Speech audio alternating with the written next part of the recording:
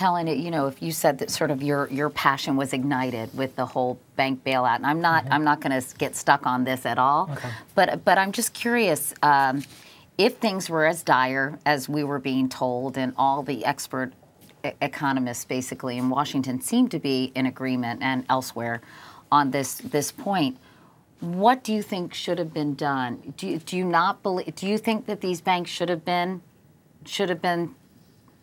okay to fail? I mean, not too big to fail. Would it have been fine to have survival of the fittest and you reap what you sow and all that? No, I'm not going to go ahead and say we should have let them fail completely, but I think with the amount of money spent, with the amount of mid-level banks that are out there, thousands and thousands that ended up folding because they didn't get bailouts, and these larger banks did. I mean, that's the way the capitalist system works, is the ones at the top, if they're responsible, they fail, and the other ones come up. So what you saw these middle-tier banks, thousands of them fold across the nation, while the biggest ones just had their largest bonus season ever.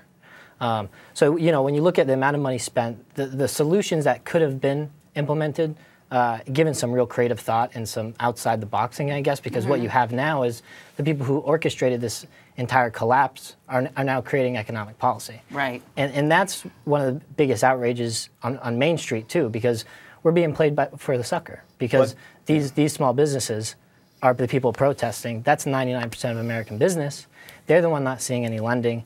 They're the ones that do the actual hiring for the economy. So when you have the government saying we need to get lending again so we can create jobs, and we're also going to give the government some money to create jobs, at the end of the day, the real economic driver of this country, the small businesses, are standing there with nothing still.